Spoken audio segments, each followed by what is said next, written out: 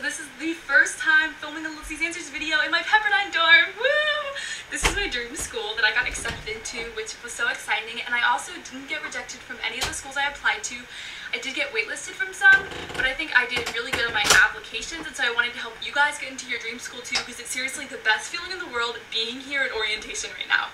So the first thing that you want to do is start really early researching for colleges, and I would say by junior year you need to be doing like intense research in that you're looking at a bunch of different schools, you're making a college board profile, and you're putting in all your information and doing searches. You're also going to be getting a lot of college mail at this time, but you're probably going to want to ignore most of it. So I think a lot of your research should just be online, and if your dream school does send you a little booklet talking about it, then obviously keep that, read it. And I think that you don't need to see college research as you're doing a chore or a job where it's annoying or it's like homework. Looking for colleges is exactly like shopping, only you're looking for your new home for the next 4 years. So it's really fun looking for colleges, and now with the internet there's so many fun like video tours and photo tours where you can look at the dorms, look at the library, and then you can also go on College Confidential and read from real students what it's actually like to be at the school. And I don't think it's ever too early to start researching, and so freshman year, if you want to start looking into colleges, go ahead. But by junior year, I think that's the year when you need to do intense college research. And by the end of junior year, or at the beginning of the summer before senior year, you need to write out a list of all the colleges that you're going to apply to, and then go over that with your parents. And a lot of people in my high school applied to like 15 or 17 colleges, which is completely insane. Not only are you wasting like $2,000, but you're not going to make each application as good if you have to apply to that many. I only applied to, I think, 6 or 7 schools. I think around 6 is a really good number because you want to have a couple safeties, a couple targets, and a couple reaches. Safety is just a school that you're definitely going to get in. And so for me, I applied to my dad's university, which is like a Christian college that's not that good. No offense, Dad. And then I also applied to the 2 state schools, UF and FSU. And UF was definitely not my safety, FSU was. UF was more like my target reach. And Pepperdine was kind of different because obviously I'm a Christian, so I wanted to apply to some Christian schools. And so Pepperdine was kind of target reach. And then Harding, which is a Church of Christ school, is also a safety. And then I applied to Smith, which was a reach, BU was target. And so I had 3 safeties, a couple targets, and a couple reaches. I'd say June or July, you need a finalized list of all the schools that you're going to apply to, and then you need to make an Excel chart on the computer, or you can just write it out of all the deadlines. And so what you're going to be looking for is early decision, early action, and regular decision. Early decision means that you know you're going to go to this school. If you get accepted, you have to go. It's binding. And I'd be really careful about this because a lot of people, I mean, you're going to change a lot in senior year, and so make sure that you can afford it if you end up going there. So make sure that like this is the school that you're going to want to go to. And then early action is just like you apply early to the school and you're the first like application pool they're looking at. And then regular decision is what most of my apps were. I'd say you need to start writing essays and start filling out applications in September or August. The official Common app doesn't really open until like the end of August, like at the beginning of the school year. And so in July I wanted to start my application, but I couldn't make an account yet. But what you can start doing, even before you set up your Common App account, you want to be creating a resume, and you might already have one, and so just create a Microsoft Word document. You want to write out all the awards you've gotten in high school, all the extracurriculars that you were involved in, and then you can also have a little resume for all your honor societies. And so in College Board, you can actually attach a Word document of that resume because there's blocks for each activity, but I mean, if you're really involved, they're not all going to fit. And so you can actually attach your resume. But what I found is that if you're in an honor society, like I was in Communications Honor Society, and literally all we did was go to an introduction meeting, like, yay, you got in, and we like had pasta, and that was all we did. And so like, why are you going to talk about that? Because Common App asks you for how many hours a week you put into it. And so if you put like 1 hour a year into it, then you don't even have that on your application. And so, you know, if you want to attach a little form saying that you were an NEHS, NHS, CHS, and whatever else, then go ahead. But I think you need to focus on the activities that you spend a lot of time doing. And that's why in high school, you need to be involved. You need to have a life. You need to actually get involved in your school rather than just go out and party every weekend or go to the mall with your friends every weekend or just watch my YouTube videos every weekend. You need to get involved. And so some of the things that I was super involved in high school that were on my application was debate, because I spent so many hours doing debate, and it was seriously like my life in high school. I got lower grades in my academic classes. I gave up A's in order to do debate more often. And so you want to be honest with how many hours you spent doing it, And so what I would do is, we had a tournament about every month, and so I would count up like how many hours I spent preparing for it. And then also you can list sports, because I know varsity sports, I was in cross country and track, and that was so much commitment doing. And so one of the things I'm talking about, like being honest with the hours, I had to quit cross country and track early, basically every year because of injury. And so I really did shorten a lot of like the weeks that I was involved in it. I made that shorter than the actual season since I wasn't actually going to all the meets. The two best things to have on college applications are either joining the debate team or doing theater. And I really recommend anyone joining the debate team if you're a freshman in high school or even if you're a sophomore or junior. It seriously transformed my whole life, and I'm not being cliche when I say that, because it taught me how to speak, it taught me how to write, it taught me how to be confident. I would not be making YouTube videos if it wasn't for debate. I wouldn't have gotten into Pepperdine if it wasn't for debate. It just makes you open-minded, it teaches you how to research, it's the best thing ever, and it looks amazing on apps. And then you also want to put volunteer work on your apps, and a lot of people are like, oh, I want to get 1,000 community service hours so I can get into my dream school. The only way that that will actually help you is if you actually like really get involved in one organization or two organizations. You don't want to get involved with 100 different organizations, get 10 hours at each one, because that just looks like you're trying to get into your college. They want you to actually get involved in something because you're passionate about it. And so that's why you want to like pick a couple things and get super involved in them. And then some other things that you want to put on your application that you might not even have thought of are if you're involved in specific classes at your school that have a lot of like out of class work. For me, TV production was one, because I did a lot of time editing and filming outside of class, and so it would ask you like how many hours extra out of class. And so for the Common App hours, you can put like how many hours out of class in addition to classwork you were putting into this class. And then another section is awards it's something like, it's before the resume part of Common App, and so you want to put like all the awards that you've gotten. For me, there wasn't enough space for all the awards I've gotten, and so I blocked together debate into like one column, and so I put like Lincoln Douglas debate, first place, and then I put PF, and then I put Congress. It's actually really good if you do debate, because it asks you for like local, and then it has like county/state. And so if you just go to like local tournaments with the whole county, they can't tell if it's state or county. And so it looks really good if you do anything like within your county. And then also you can put athletic awards. And for me, I got a lot of Scholastic's Art and Writing Awards for creative writing since I was in creative writing in high school. And so those look really good too.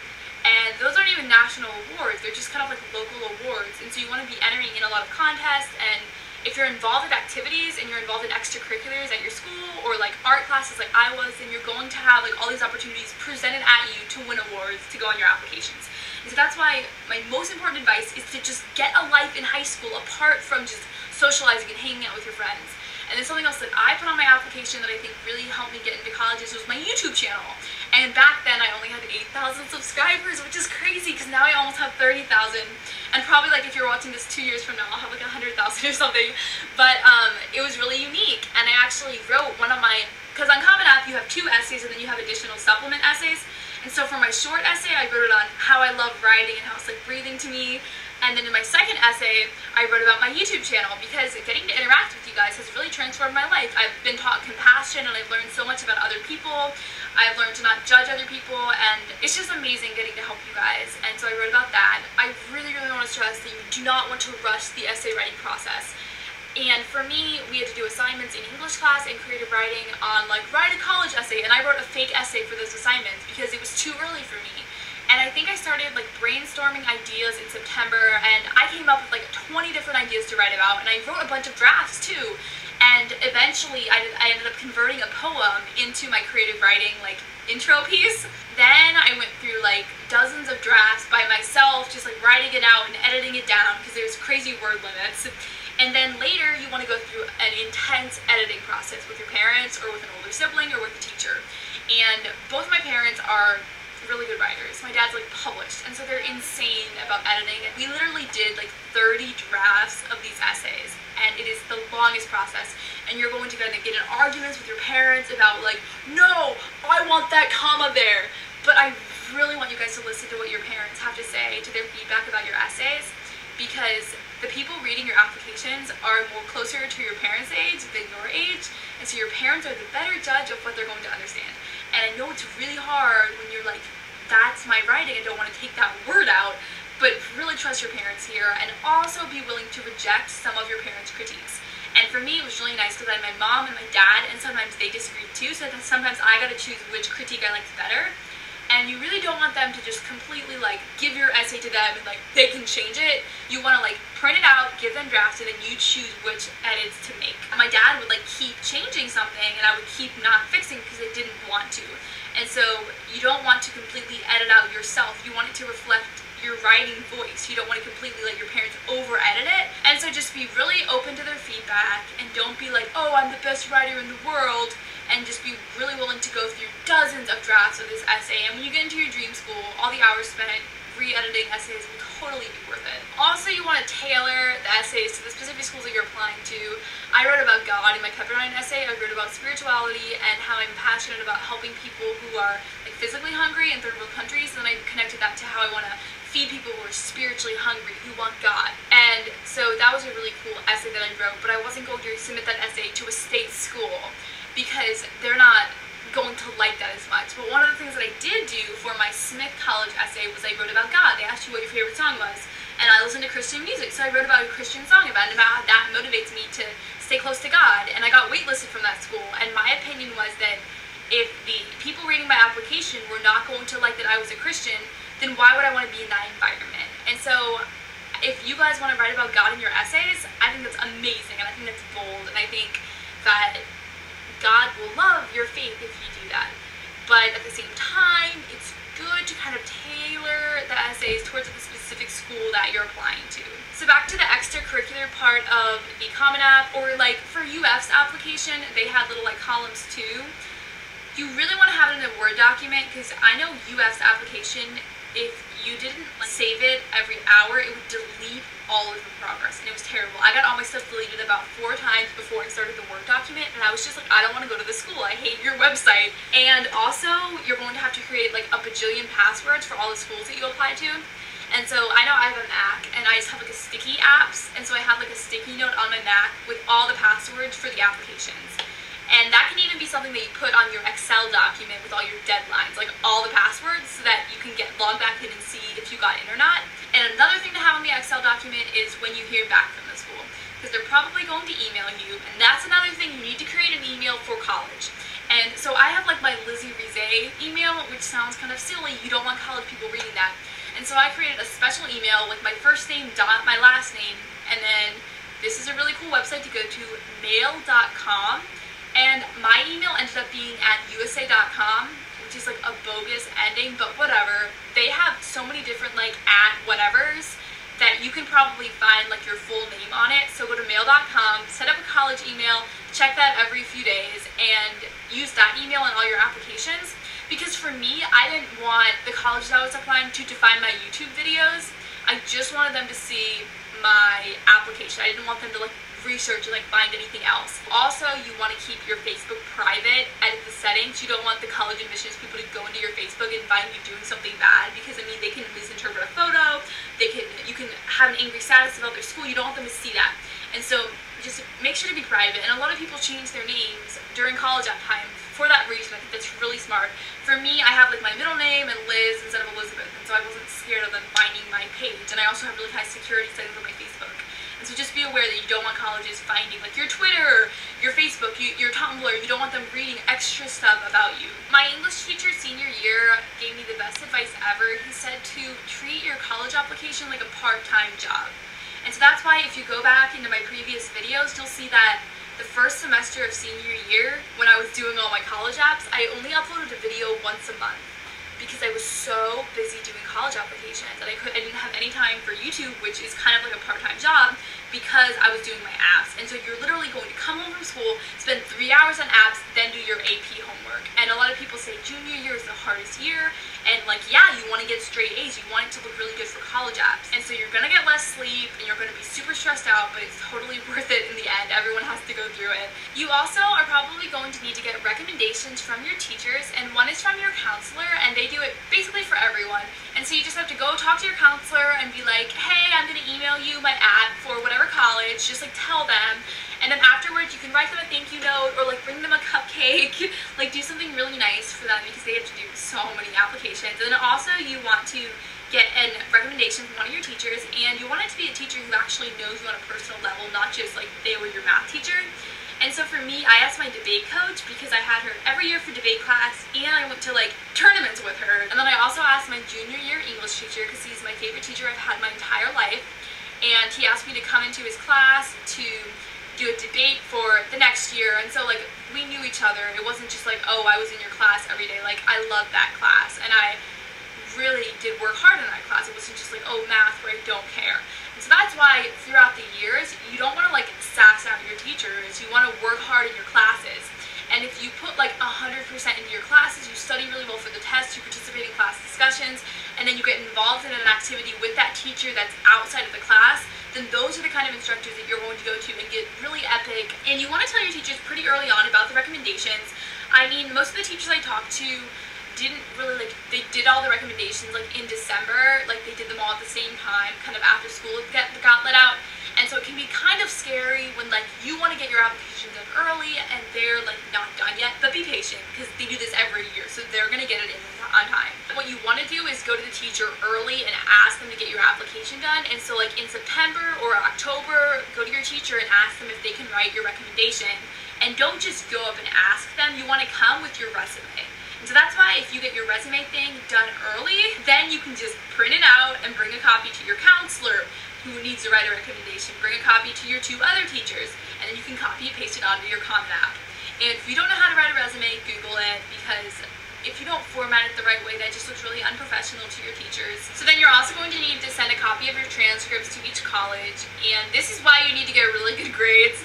And so I'm going to get back to grades later. Okay, so you have to pay about $3 for a sealed copy of your transcript. And what's going to happen is the in-state schools can be sent electronically, and some of the other schools can be sent electronically too, but I know that like my high school only sent them electronically to UF and FSU and UCF. You need to go to Student Services, and I think you fill out a form telling them how many transcripts you want, and get 1 more transcript than the schools that you're applying to. So if you're applying to 5, get 6, and then unseal 1 to look at it and make sure the grades are correct. Because mine had my Spanish grade for Spanish 3 as a B instead of an A, and you think like, oh, 1 grade doesn't hurt you, but like, why are you going to send them a lower grade than you actually got?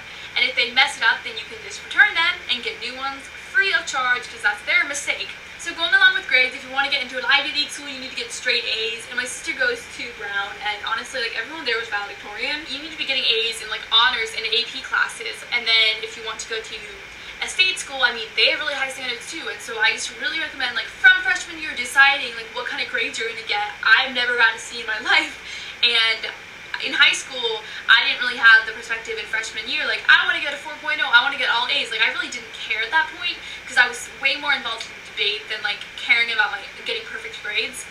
And so I'm really lucky to have gotten into here because I was kind of like not caring as much about grades. Like sophomore and freshman year, that's something that I wish I would have worked on a little bit more.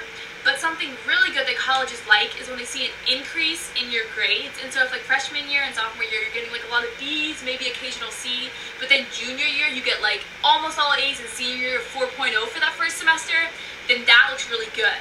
And so you want to like upward decline of your grades, or just like straight line of all A's, whichever. And you also want to be taking higher level classes as you get older into high school. When I was a freshman, I had this really negative attitude towards AP classes. I was like, I'm not in college, why do I want to take AP?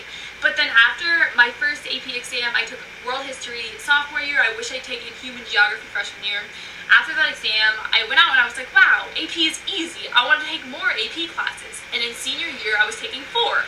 And so I think however many APs you take really depends on what classes you're good at and what kind of subjects you like the most. So for me, senior year, I took 4, but they were all like humanities. Like it was English, psychology, Gov, Euro. And so if you're really a science person, like my sister, she took AP Chem, AP Calc, AP Physics like in 1 year, and she was fine with it. And she got like 5s on all of them probably. And so you don't want to put too many APs on you.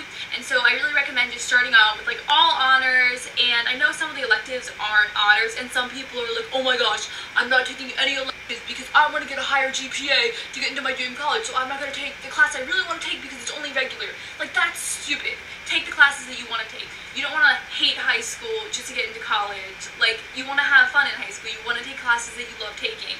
And so one of the things that my sister did, which I'm really proud of her, is that she took this regular class. It was on the Holocaust, and it was something she wanted to learn about, and it was regular. and she still graduated in the top 20. She still got into her dream Ivy League school. And so honestly guys, like, you don't need to ruin your life and like take these stupid classes that you hate to get into the college you want. Don't do that to yourself. So I don't understand how IB works, but I know for a normal school for AP, you want to be taking one freshman or sophomore year, maybe 2 sophomore year, and then junior and senior year definitely take AP English. AP English is basically the easiest class ever.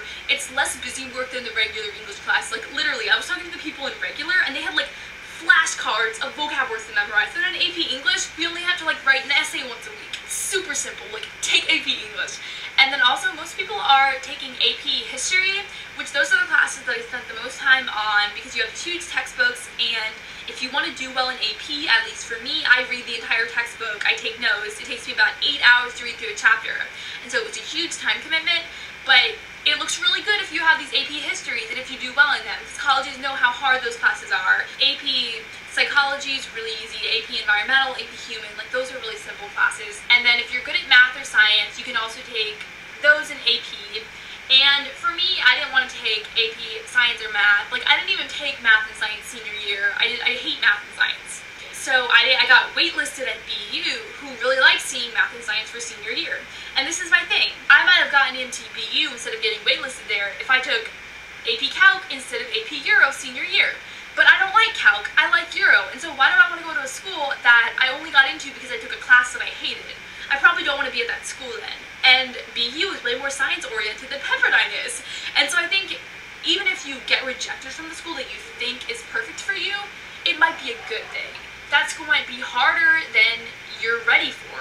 And you might be more successful going to an easier academically type school. Like, I'm really glad I didn't get accepted into Brown, because I would fail Brown. It'd be really hard for me. I would be studying so much that I wouldn't have fun ever. And so I'm glad that I'm going to a school that's ranked a lot lower than my sister's school. And that doesn't mean that, like, if I applied to an Ivy League and got rejected, I would be like, oh my gosh, my life's over, I'm stupid. Like, no, you're not stupid if you get rejected from a school.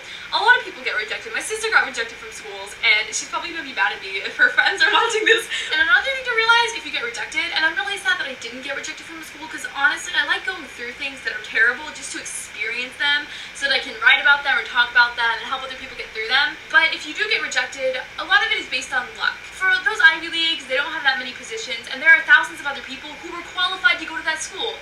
And so, you know, you might have been completely qualified to go to that school, you might have excelled at it, and it's just luck that someone else got in instead of you.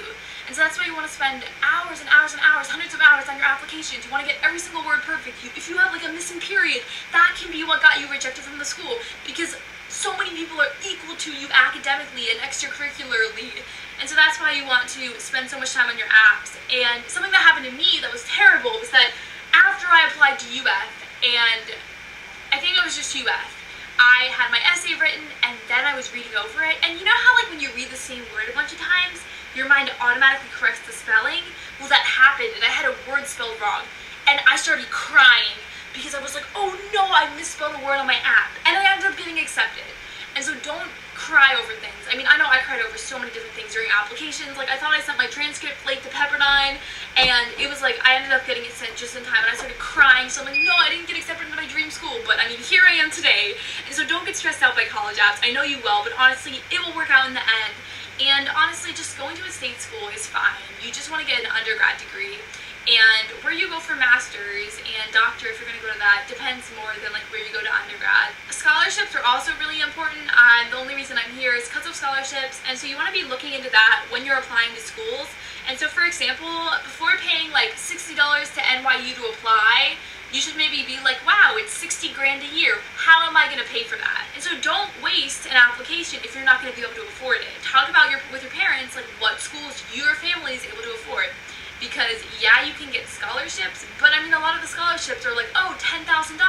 That seems like a lot. No, it's not. College is like 50 grand. My college is 55 grand. Like, if I only got a $10,000 scholarship, I wouldn't be here. And I think that if you, like, look at finances, you can, like, knock out, like, some of those 14 schools if you have 14 schools on your list that you're applying to. So if you have any additional questions, or you want me to make a video about a specific topic like how to write an essay or a resume or any of that, leave a comment below and I might make another video about this. And good luck on your college applications. I know I was super stressed out junior and senior year, and I promise you will get through it and you will be sitting in a dorm like me one day in the future. Keep working really hard on all your APs. I promise it will pay off. I have just been almost crying so many times here because I'm so happy. And I love you guys so much. Bye!